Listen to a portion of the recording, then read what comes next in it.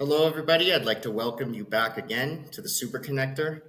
This time, my introduction is going to be very short because we have an exciting guest with a new software program that centralizes information amongst multiple sources and digs into the CRM for business owners to find lost revenue.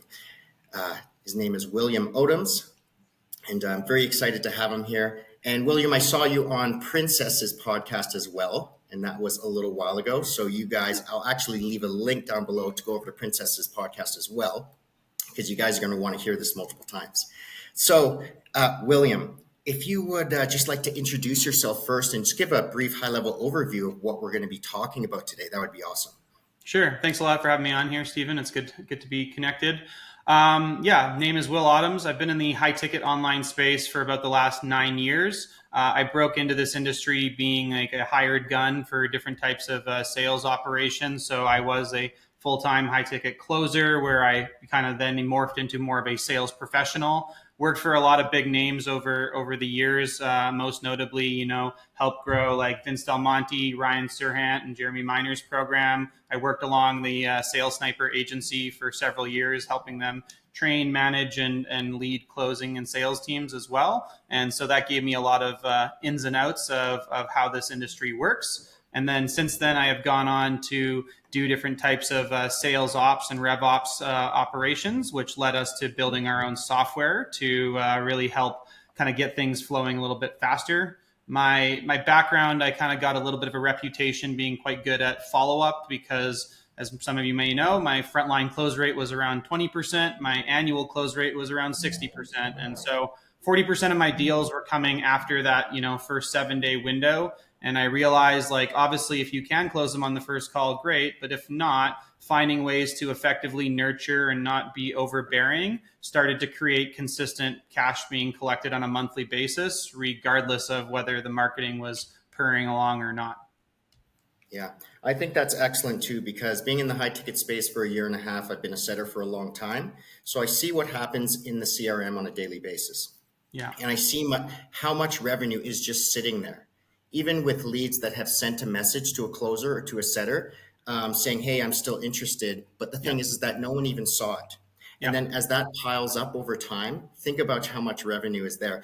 And even for sales managers, they can go through, but sometimes they don't have time to do it because they're expecting the setters and the closers to do it. So having something that kind of automates that I think is great. I would love to have that. But also a lot of it is, I feel like a lot of the sales reps and managers I speak with are very studious individuals, and they would do it if they knew where to find it easily, because ultimately we're all looking for low-hanging fruit. The challenge is when you have thousands of leads, it's a scaling operation from multiple lead sources. How do we segment and prioritize which leads are most likely and most appropriate to connect with and for what reason? And a lot of it is if we can create better visibility, then it's probably pretty easy for the manager to suggest, hey, setter or closer, call through this list, or let's tackle this with this type of strategy. It becomes a lot more proactive opposed to just searching and praying that we find good stuff in there a bit. Yeah. And I have spent so much time on admin. I've spoken to sales managers on this podcast many times, and salespeople are there to sell. They're not there to do admin. Yeah. And so when they're spending an hour, 2 hours, 3 hours doing admin work to try and organize everything, it kind of takes away from their sales energy or their sales flow, I would say. Yeah. And when everything is automated, it just runs so smoother. So it's not just about saving time. Mm-hmm. It's also about staying in a bit of a flow state, isn't it? How do you find this affects the team morale at the same time, from the sales manager all the way down to the setters? Well, you kind of hit it on there. It's like a little bit at a large scale, it affects retention quite a bit, because if you get on a brand new offer and there's no systems and there's not clear hierarchy and structure, the likelihood of someone who is just building up their pipeline to get some traction on account becomes limited because they're just not really empowered to be able to go chase down opportunity while they're waiting for the calendar to kind of fill up. And so admin, I was the same way. I used to never update anything in the CRM. And then I started to realize that it's just finding that minimum effective dose. And if you can make it super easy for the person boots on the ground to log what they need to in very streamlined processes, and then the rest of the process is taken care of on their behalf, then I can trust that, hey, it is worth me spending a minute or two per lead, maybe, because I know later on I'll be able to find it and do something with it really effectively as well. And so it's finding that happy balance. Like, you're right, sales reps want to sell and stay in the flow state. We try and do as much as we can, since a lot of the systems were designed by me and being that person on the ground doing that. Then I wanted to be like, okay, what can we do to make this easy, but then good long term for the sales manager, the business owner, and my future self. That's how I started to see it, as I'm setting my future self up for success by spending the 30 seconds now, because we all are like infallible in terms of our memory. I don't expect you to remember every single conversation you had 5-6 months from now. But if you know where to find them, you're like, oh yeah, that person. And all of a sudden it comes flooding back, right? And so a lot of the mindset around that is setting my future self up for success so that I can thank myself later. That's awesome. And I think that there is this misperception that the older the lead, the more useless it is, or the less likely that it will convert. But it seems like it's quite the opposite when it comes to follow-ups, because your follow-ups go for a long period of time. Now, can you just give a little bit of insight into what that follow-up might look like and how it might differentiate from what sales professionals are doing with their own Microsoft Excel sheets and not getting anywhere? Sure. I think to that point, it's every lead is going to be on a different journey. And some people are higher up on the urgency scale and closer to making a decision. Other people are more at that window shopping phase, and that's okay. Ideally, the role of that closer is to bring them higher up that scale in their interaction. And I still, obviously, I'm always trying to get it to the level 10 commitment that we can. But if it's not going to be in the cards, then I kind of used to say, let's pull the chute and live to fight another day. Because if I burn that bridge, maybe there is actually something going on logistically in their life, or maybe they are just at a place where they're not mentally able to make the decision. Doesn't mean they're not interested in your product or program. And here's where I started to kind of outlast some of the competitors is, if you're that person that shows that you're genuinely interested in what they're trying to achieve, and you keep your follow-up less about the price and the program that you're selling and more about them and them achieving the desired end state they talked about, it becomes a lot easier to keep that relationship in check. And when they are finally ready to make a decision, you still have the trust, so like they don't have to shop anymore. They're ready to make a decision, and you're the one that's been kind of present this whole time. The challenge is that if you overdo it too soon, too fast, then it becomes like you do unintentionally burn the bridge, and that makes it harder to follow up. And so certain times you actually let these people kind of drift off for a bit. It's like, if you really aren't putting them on a high urgency scale, but you still feel like there's like that ember you want to fan those flames over time, then great. Maybe I will choose a different cadence for nurturing that type of lead, opposed to the one that's like, yeah, I just got to talk to my partner or check my finances. Like, those ones stay on top of. But the ones that are like, you know what, kids are in school, I'm already in another program right now, X, Y, and Z excuse or objection. Great. You know what? I'm just going to actually put you in a bucket that's a little bit more downstream. I'm going to keep my foot in the door. And then 3 months from now, 6 months from now I'm going to try and actually re-engage you for the intention of like, hey, let's actually get back on the call. Let's see if your problem has stayed the same, gotten worse, or maybe improved. Who knows? But that's kind of the ethos behind that as well. And I would think that during this follow-up and whatever type of nurturing that you're doing, it's building up trust. Sure. Because over a long period of time, the fact that you remember what you spoke about previously a few months ago, or even a few weeks ago, all of a sudden they realize, oh, this guy is actually trying to help me, especially if they're shopping around. Because I can guarantee that, 90% of the closers they're talking to, they'll follow up once, and if they can't close them, then they won't follow up again. So it makes you stand out as a company, doesn't it? Yeah, and then it's like this unique blend of I'm always like, my background degree in psychology. I love people. I love the mindset. I love one-on-one kind of interactions just like this, where we can really go deep into different types of conversations, whether it's their goals and aspirations, where they're stuck in their challenges. So what we always want to do is to build that trust. You want to show up on the first call with that authenticity. You want to be able to take some notes down that you can reference in the future. But then when we combine that with mass tactics, if we're logging certain data points, now we can create different types of segmentation so that you, the sales professional or the business owner, can be more efficient. So for example, if I know everybody that I spoke with 6 months ago that had a specific objection, that was a specific avatar that came from a specific funnel. Now it's very easy to come up with something combined with those little personal notes that seems hyper personalized, which it is, but it was very easy for me to thread it all together because I just had a few little things stamped in there that now jogs my memory, as well as comes up with the easiest way to authentically reconnect with them and kind of reignite that trust as well. Yeah. And I liked how you said authentically, because that's just so important, right? And that's what builds up the trust too. Mm-hmm. Now, when it comes to prioritization as a setter, what I've seen is organization and prioritization is really key in order to get the most sets with the highest conversion rate. Yep. So when it comes to prioritization, where do you think like most CRMs are, what do you think most businesses are missing, which will be fixed by the program that you have in terms of finding the warmest leads and finding that lost revenue? I mean, I'm big into gardening, and that was inspired by my mom and grandma. But like the answer that comes to mind, that's an analogy, is they need a watering schedule. And what I mean by that is if you're taking care of your garden, you can't just dump water on the whole thing every single day and expect amazing things to happen. It's like you got to kind of tend one field, then another section, then another section. So obviously, yes, priority goes to new, fresh leads that have not been communicated with. Duh. Absolutely. But then we want to have other different zones that are kind of slowly filling up so that either you put in your calendar every second Friday in the afternoon, I block 2 hours and call this list. And so you kind of almost come up with a monthly schedule of, hey, I want to be able to hit these zones. And over the course of the month, I have watered and taken care of my whole garden. Whether you're a setter or a closer, the zones just change. But the concept of actually having a little bit of a crop rotation schedule, so you're not just calling those same 100 leads that you still haven't reached yet that are the new ones.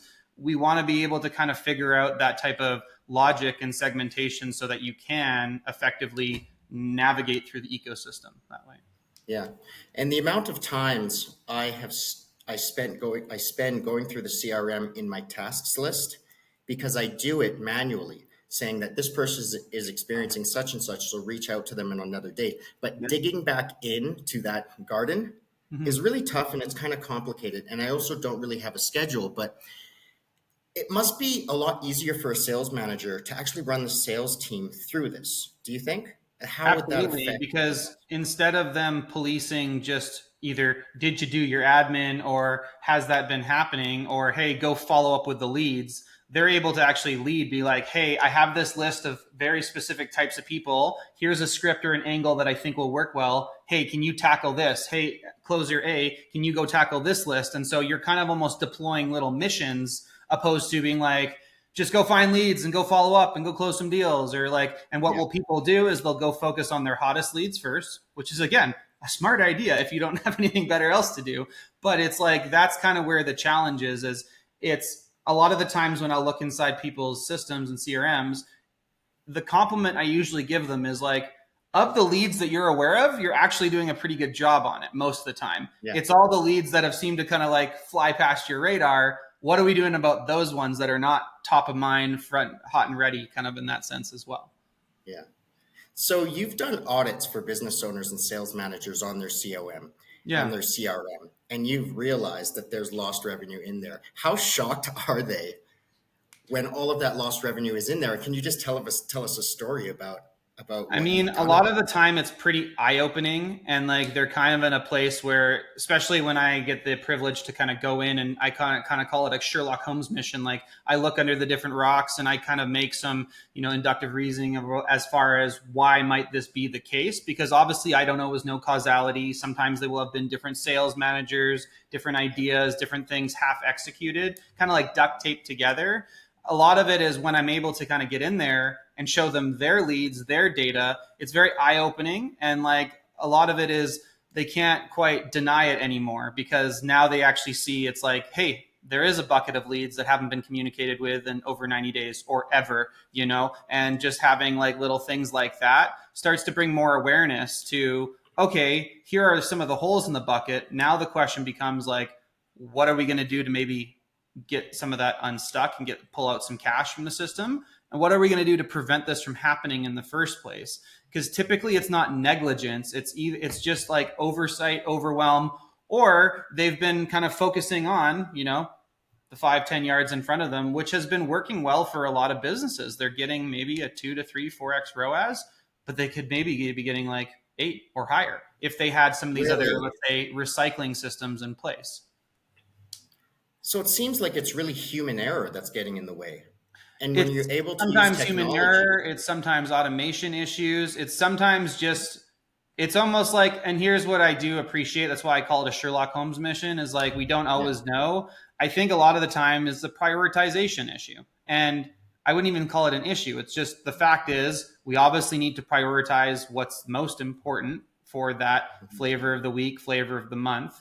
But if we never spend the time to build some of those buckets to catch the other stuff, then it becomes challenging when you need to go find it to be able to do that. That's kind of the difference that we see is like when you have good infrastructure and good systems and good kind of logical progressions through the CRM, it becomes easy to focus on those things when, let's say, marketing gets shut down or marketing's changing, trying a different lead source or trying a different funnel set. It's like, great. Now what do we do when the calendar bookings aren't jam-packed full every day? Can we go to some of those other buckets that have been slowly filling up and do some of these kind of actions with it as well? So it's kind of like, it's a combination of like mini issues compounded that kind of create the circumstance that we find ourselves in. and from what I've seen, the onboarding on so many different offers, I mean, I've been on various different onboarding processes, but the churn rate of closers seems to be very high these days. Do you find that the way that this really streamlines the process and makes it more organized, makes it easier for the closers and the setters to be onboarded and also more willing to stay because they know what to do throughout the day? I mean, I'll answer that question in two different ways. Like from the setter and the sales rep perspective, kind of like I said earlier, it's like if yes, they need to get onto a new offer, learn the script and all that other jazz and the understanding of how the business works. But if they actually are coming into a process where like, oh, there's clear buckets for this. These are the workflows that are supporting me. Here are the things that I need to focus on. Here are the lists that should probably call. It becomes like a lot more of a welcoming zone opposed to just like a forest of trees and a jungle growing everywhere. You're like, how do I navigate this? Right.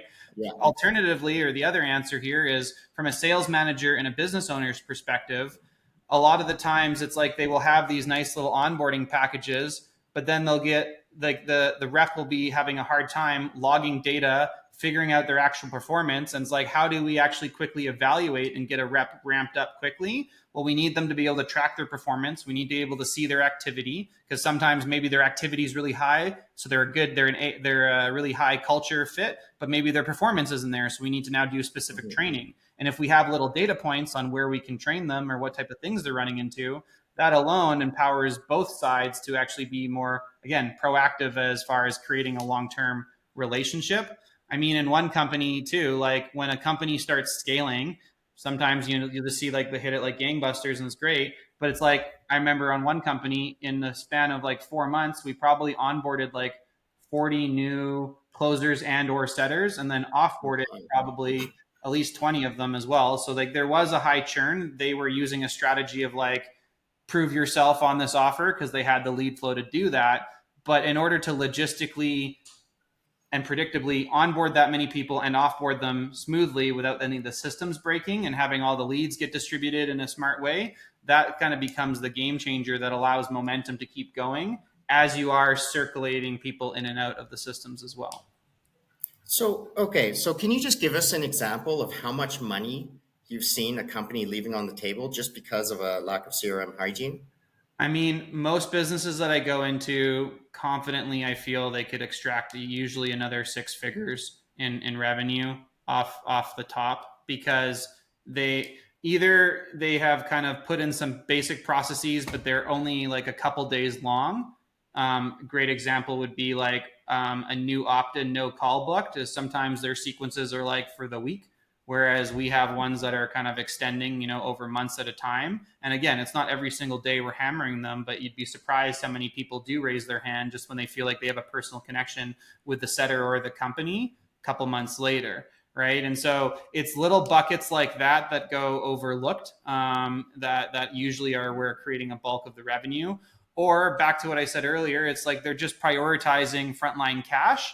And so they don't always have different plays in for, let's say, upselling or cross-selling current clients, or asking for referrals, or Oh my. properly making sure like people are actually rebooking. Like a lot of people will be like, oh, they no showed, and just throw them in a quick little sequence. But it's like, do we actually look at how many people get back in after doing that sequence? If not, then we need to probably adjust the cadence, the wording, the call to action, something like that. Now, I don't claim to be a copywriter the extraordinaire, but I do understand the psychology, and you can start to see the patterns. And so a lot of the lost revenue and cash sitting in the system are just like buckets that have not been either correctly named and just sitting there. That's probably the most common thing. Is a lot of leads are just sitting in the initial status that they came into the CRM. They never got updated beyond that. So it becomes hard for anyone to then effectively do any specific type of action for that. Yeah.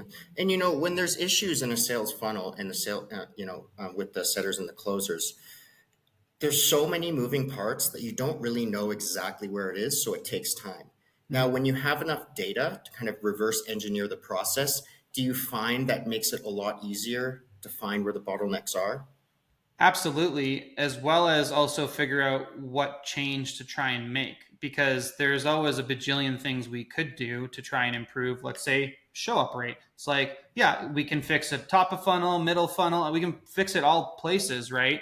How do we actually start understanding where is maybe the most intelligent place to start digging around that? And when you have data that is across multiple softwares, you're able to kind of now consolidate it in a place being like, oh, even though the leads are cheaper coming through this one funnel, the show up rate and the close rate is way lower, opposed to the ones that are a little bit more expensive and have a slightly longer application. Now we're actually able to kind of be like, oh, maybe it's to do with the application. Maybe it's to do with what we're saying because they're coming from one funnel or another, or one lead source or another. That's now where we're able to have this conversation about what is the most effective thing to do and where should we kind of influence change right now. I find that very remarkable that you can tell the warmth or the conversion rates. You can see which funnels are doing the best. Because the fact that they could utilize and optimize their ad spend, and you can also increase your close rate at the same time through follow-ups, Mm-hmm. the ROAS can increase probably times two in a business that you go into. Totally. And I think the challenge is there's a lot of great, let's say, ad attribution softwares out there, and they do amazing, super detailed things right at the top of funnel, but typically they're only tracking calls booked, sales made, cash collected, which are good. But from a sales perspective, we know there is a lot of variance that can happen between a call being booked or an opt-in happening and a sale being made. And so Yeah. that's usually where there's a disconnect in leveraging sales data and combining it with marketing data. It's like, sure, we can see all of the ad attributions and which ones are pumping out, results. But if we can actually start to connect that to, hey, closer A actually closes better from leads from this lead source, or hey, even though this cost is there, the show up rate is still really bad. So it's taking up a bunch of calendar space, and therefore it's probably having people that are sitting idle, even though the ones that are coming through are closing, right? So it's like you have to have all these little micro decisions along the way, but it's hard to do that without actually seeing it from like opt in all the way to close and every little kind of shade of gray that happens in between. Because marketing data is fairly easy to kind of track in a way. What I mean is like, it's obviously complex, but it's usually binary. Like, did they opt in? Did they not opt in? Did they book a call? Did they not book a call? Did they fill out an application? Did they not fill out an application? Usually then when it gets into sales, it's like, yeah, I spoke with them. They might be ready in a bit. Or like it starts to become more this vagary that we need to kind of then start to be like clarifying, putting in some different types of levers so that we can also feed that data back to marketing, and we don't actually have to wait for the sale to come through. Because like if you're able to collect information on every new opt-in every time they have a first contact call, and you're able to see, oh, like this is actually this avatar, now I can go tell marketing, hey, the last 100 leads you sent through are actually all this avatar. So even though the sales haven't been made yet, keep them coming. Or actually, can we tweak this because this isn't really on brand, or this isn't the right avatar? We don't need to wait to the sale to come through, right? So we can actually kind of shorten that feedback loop as well. Great, great. Um, I remember that I was on a company, they were doing 1.5 million in revenue per month, and it Yeah. took them 2 months to discover what a certain bottleneck was because there's so many moving parts in a Yeah. company that's making that much revenue. But it was actually quite simple what they found out. And it seems like just a simple audit from you, you would discover that quite quickly. And a lot of the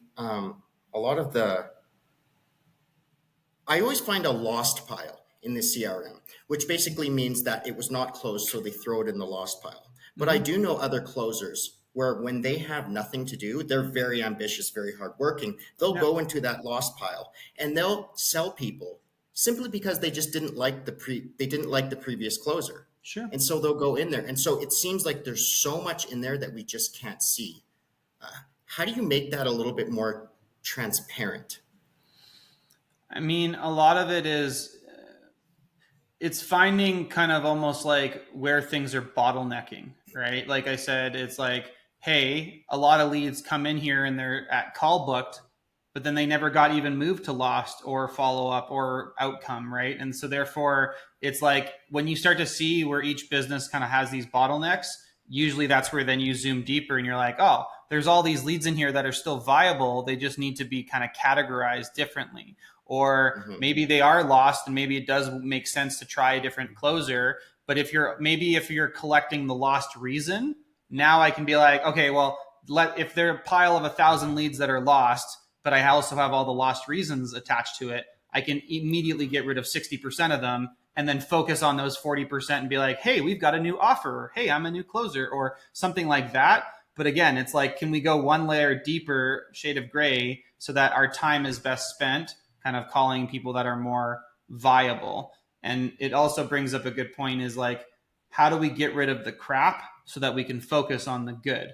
Because you said, okay, there's deals that are in a lost bucket. What I usually find in a lot of the audits I do is a bunch of people that are still active statuses, look like they're in the pipeline, but they have said, no, thank you. I'm not interested. I've gone with another company. Stop talking to me. Unsubscribe, right? Like if we're not pulling those people into that lost bucket or do not contact or whatever that other, all those other appropriate statuses, now it's very hard for me to segment through the ones that are actually good that are probably worth calling, right? And that's where I think when you bring up morale at the beginning of this is like when you have people just sitting there dialing for dollars, that's part of the game, absolutely. But if they are having a list that is more probable, they're probably going to enjoy their day a little bit more, get into that flow state because they're like, ah, all these people are picking up because, of this reason, or at least the conversation is similar despite the variable pickup rate kind of concept as well.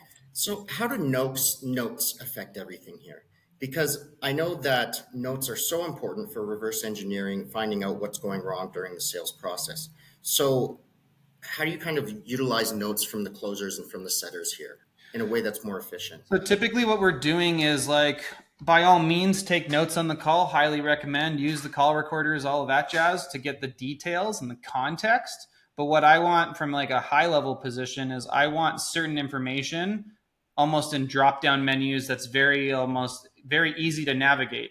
And so that way it's like almost like, for example, you might say in your notes like, oh, former business owner, blah, blah, blah, looking at BizOps. It's like, but if I just have a category that we know, like retired entrepreneur, former business owner, it's like now I can start to actually stamp those. So like Yeah. you're helping the closer or the setter take notes by giving them kind of more boundaried options so that then we can collect the information we need as well as the level of detail can also be put there. I don't think there's ever going to be a time where we just get rid of taking notes, whether it's done with AI or something. Like that's always going to be relevant. And like long term, all of these calls and meetings will be analyzed and ideally extracted into data fields. That's like what we're working on as well, because then that creates less burden on the sales rep. But even so, I think we're a bit away from having all of the nuances captured by AI that the sales rep is probably experiencing. Because you might get on a call and it says like, oh, let's follow up in a chunk of time. But if you kind of know that dude is just paying you lip service, you're probably going to put him in a different bucket than the AI is being like, this dude's going to close tomorrow, right? So it's like we need that human emotional intelligence aspect, I Yeah. think is important. But if we can create some like guidelines to be able to segment these leads, then it becomes easier for all parties, as well as to train an AI to do what the human is doing as well long term. So Yeah. Yeah. Okay. Now, I want to talk about communication here because there are multiple platforms that Hmm. people use, and there's data on one platform, data on another, and then data on another. Yeah. And now people are communicating back and forth, trying to find out what the whole picture is Yeah. because everything is not centralized. So, how does this software kind of centralize information across multiple platforms?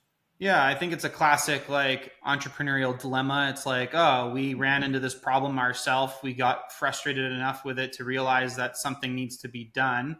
And it goes beyond just being a dashboard, right? Because a dashboard is just the final stage in where information is presented. And that's important. The challenge is how do we get everything in one place so that the dashboard is actually valuable and useful to all parties included. And the kind of like why I think there is animosity towards hating admin as a sales rep is typically they're asking you to fill out something on the CRM, fill out an end of day report, post something else in Slack, do something else somewhere else, and then update your KPI tracker somewhere else. It's like, you're right, that's a lot of unnecessary steps. The intention is like if we can simplify the data input and the data tracking from the sales rep's point of view, they're logging in one place. That information already goes to our software. We're taking every single opt-in, absorbing that. We're taking every single book call, absorbing that, and every single payment, absorbing that.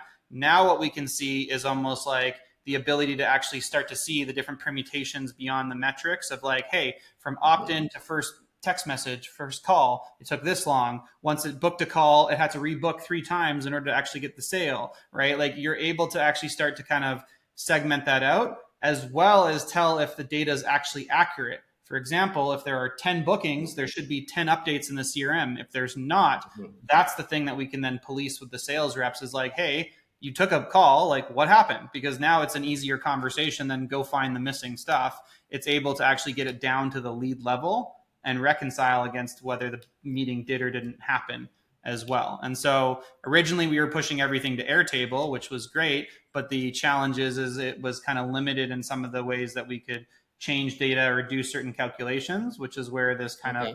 unfolding process happened where we're like, we need a way to just use API keys, absorb all the information, and then work with the business to create, sure, a dashboard, but more of like a base of information that you can then utilize in a variety of ways so that it's not just like a marketing spreadsheet or a sales spreadsheet. It's kind of combined into like a hybrid version that is useful to the business, not just one Yeah. person.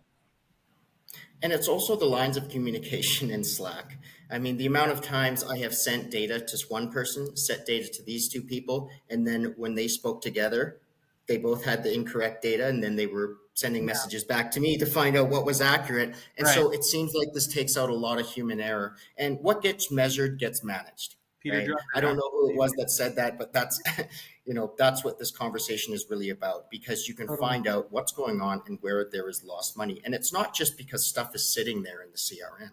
It's also the processes on a daily basis, it seems. Would that be Well, right? the sales process works with the CRM, works with the like everything needs to work in harmony. That's the Yeah. challenge and the goal. The challenge is because most of these, especially online businesses, are usually across multiple different pieces of software. So getting them all talking to each other in a way that's consistent and not breaking is the trick. And if you can pull that off, then you're able to actually start looking for the information that you guys need because every business owner is going to want a slightly different understanding of their numbers. They've got a different idea of what is the most like important metric to track, sure, but it's like the easiest way is to have it in one place so then we can kind of call on it at will, Yeah. opposed to just like having to go check export data, load it into a spreadsheet, combine it. It's like it just becomes this headache and it creates operational drag opposed to faster decision making. Yeah. Yeah. And I do like that quote, what gets measured gets managed, because I think that the closer and the setter should be measuring their own data as well. Yeah. So, how do you think? Well, I have noticed that really good sales leaders, really good sales coaches, constantly tell their setters and their closers to track their data so they can take a look at where they need to improve. So, how would this actually impact the setters and the closers for taking a look at their sales process and where they could improve? Well, to me, it's I'm not saying don't log data. It's just log it in one place and be able to see it in a place as well, right? And so you're going to still, the habit switches to filling out a spreadsheet to making sure each lead is updated so that you actually know you've given TLC to every person you've interacted with or every meeting that took up space in your calendar, because time is precious. So it's like, that's where we want to be able to measure, what is the most effective. And so you'll be able to, if you're updating every lead along the way, then you'll be able to confidently see what influence your activity has on your performance as well. And so whether that's at the sales rep level, the setter level, the sales manager level, or the business owner level, they all want to see similar but different types of data. But in general, it's how does activity and performance combine into creating the results as well. Now, AI is like a big buzzword right now. Okay, Yeah. we all know ChatGPT 5 came out. I don't know really what it does, but when it comes to any type of AI integrations, do you have any plans for that in the future? What's your vision regarding that?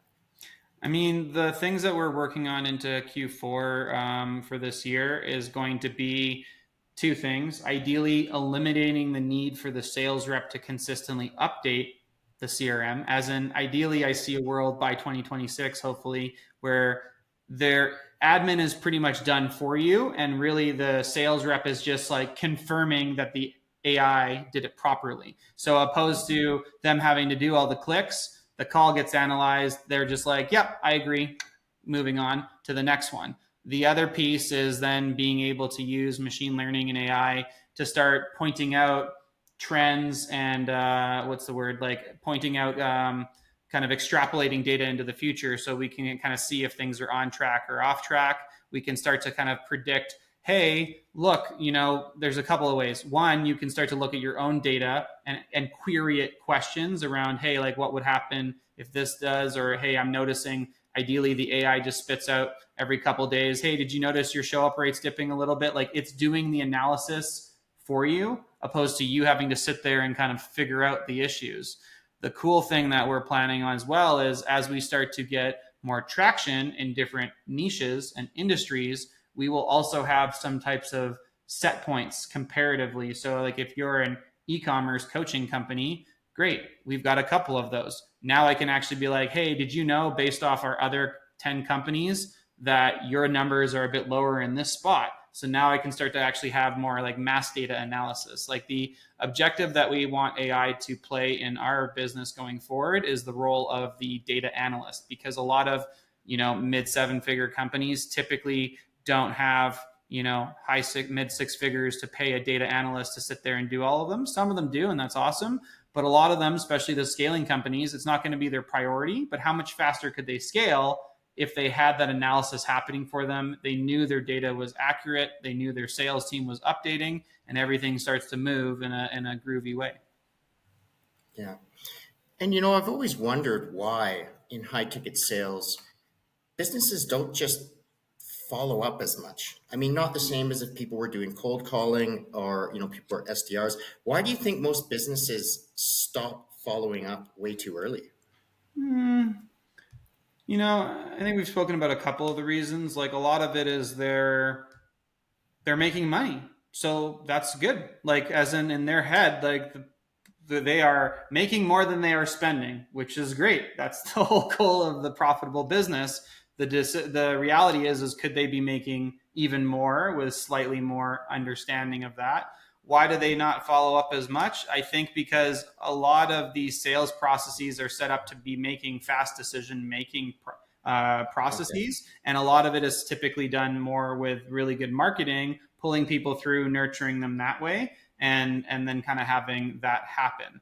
Here's where I also see like the definition of following up has changed too, because typically I think a lot of business owners will keep people on their email marketing. They'll keep, retargeting leads for sure. They'll keep doing all these little things that are at a high level, a business to consumer level. That's good. But to me, that human to human connection, the hour I spent talking to someone about something that they emotionally care about, that is probably a bigger lever that I can pull consistently, opposed to just keeping us top of mind and kind of having that general marketing. Both are needed, but I think it's almost like they rely on the business to be kind of doing the follow-up, opposed to the individual that is taking ownership over that follow-up process. I can't speak for every business, but like, and then there are other businesses that also their culture is just, hey, we're not going to chase you. And that's totally cool too. If that's a decision, I would even be mindful of like, chasing is different than adding value over time or maintaining the trust in a relationship too. That's why I said a way back, it's like the goal isn't to be like, hey, are you ready to go yet? Or hey, have you given thought more about the program? Or hey, we have just a discount code, you can get in now. Like there are times and places for those types of interactions, but in general, a lot of my follow-up is like, hey, you shared with me that you're trying to get to X, Y, and Z. Like, how's progress been going on that? I read a cool article that might help you on that. It's like it's a totally different angle that makes it more kind of approachable and authentic to have more of a longer term follow up, and the sales cycle can continue that way as well. So when you're just start to work with a business owner, with the sales manager, what are some of the things that you're actually coaching them about when you're starting to implement the software and collect the data?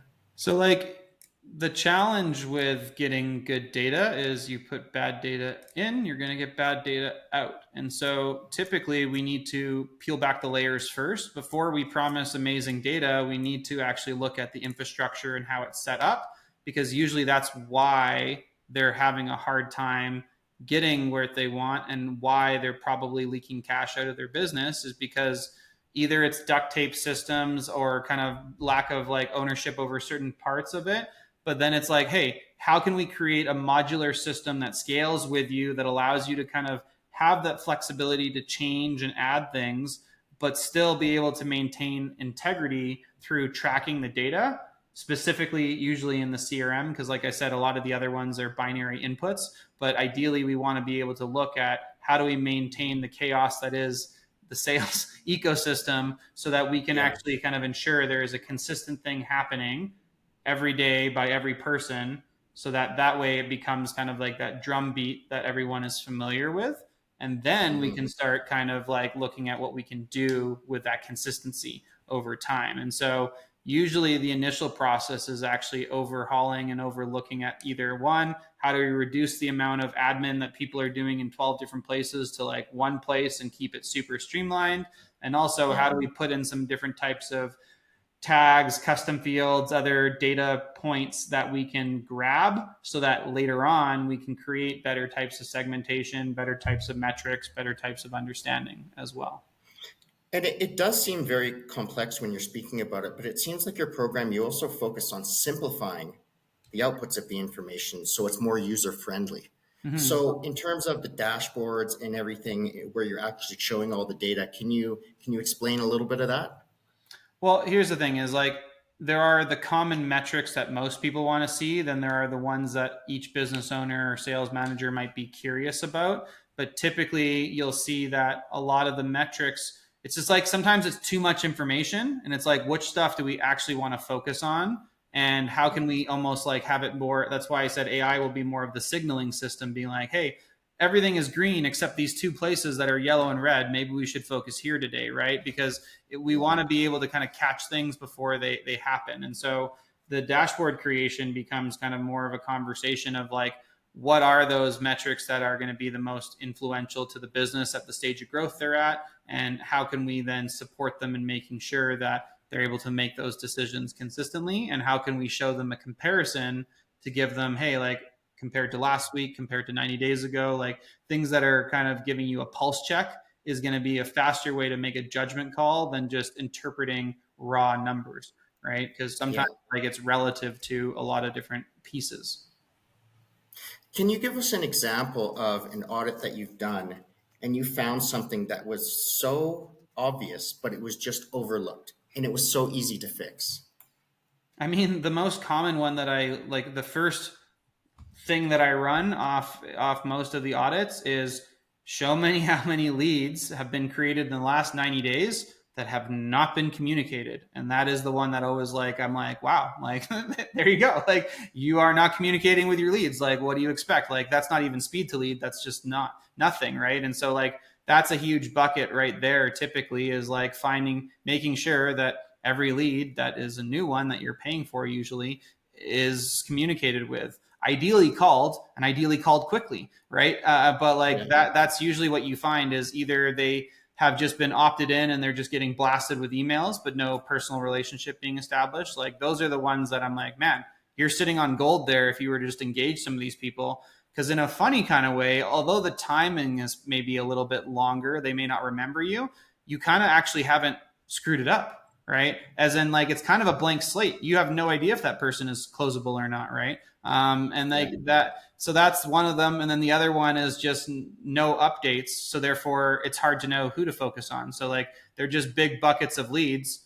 It's like, great, you have name, email, and phone number, but I don't know what happened with any of these calls being booked. So like, how do you expect your sales team to effectively farm if they're all just sitting in one place?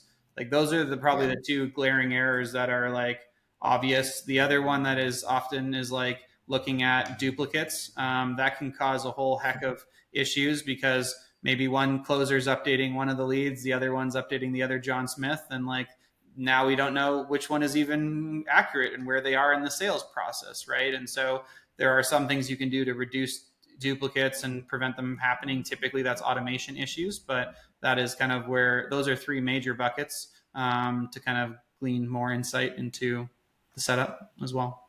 Yeah. Well, it's when I'm in the CRM, sometimes it almost feels as if there was a ghost running around just messing things up just to kind of mess with everybody. And I'm like, why is everything over here and this is over there and nothing's organized, right? Because it's so hard for a human being to keep track of.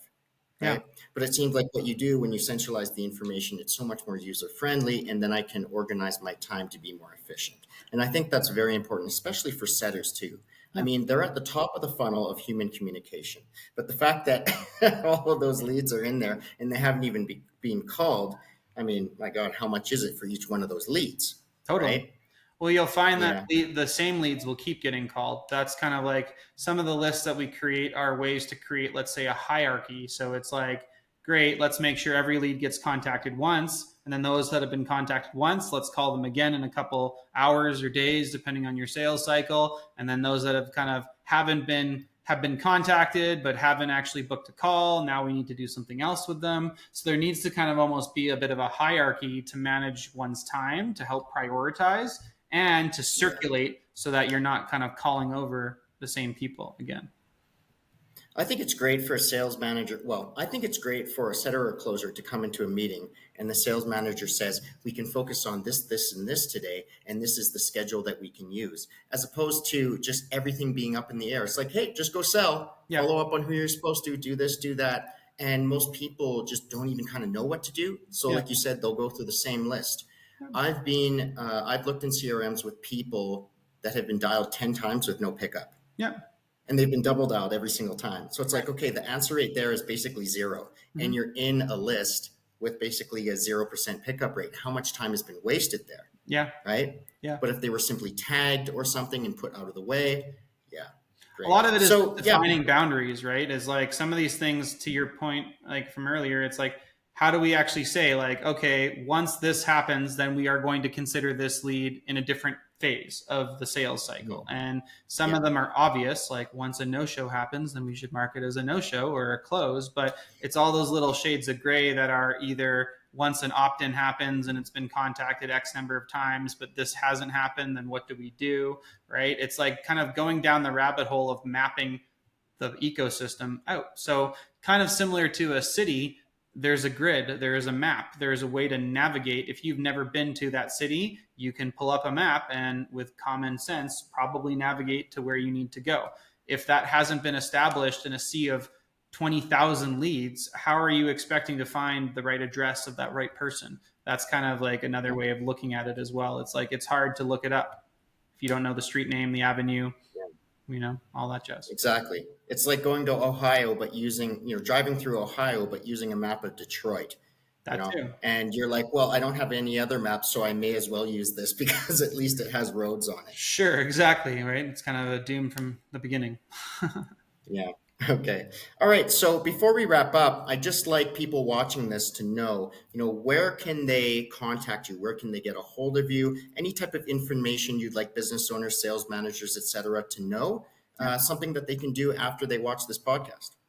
Yeah. So yeah, like definitely hit me up on social media, or you can go to our website, tryvolve.com, VOLV. That's where you can actually take a free loss revenue calculator. I've done so many audits that I kind of know the common buckets and kind of figured out the formula to calculate how much cash is probably sitting in your CRM right now based off some quick calculations. So you can actually put in your own show up rate, your own conversion rate, your own disqualification rate, and it will spit a bit of a number of what reasonably you might be able to extract from your business. So that's definitely a cool little tool that you could take a peek at. And if it made sense, happy to kind of explore your results with you. I would say coming away from this conversation, like some of the obvious low hanging fruit is like, make sure if you do not have some type of filtering system that enables you to see new leads that haven't been communicated, go put that in place and go make sure that they are kind of having a bit of an action plan. If you are giving up on leads within, 7 to 14 days, consider extending some of those sequences and changing the cadence and the frequency of communication to a little bit of a longer period, but also extend it into a couple months so that you'd be surprised how many people can kind of come back alive.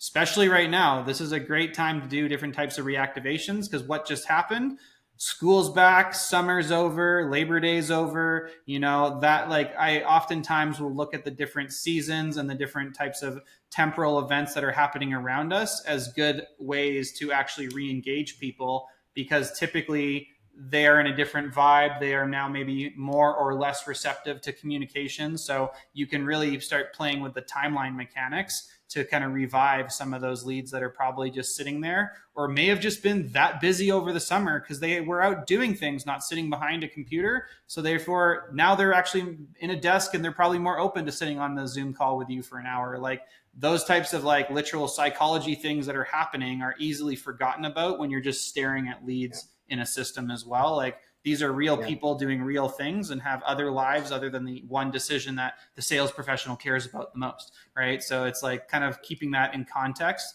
is important too.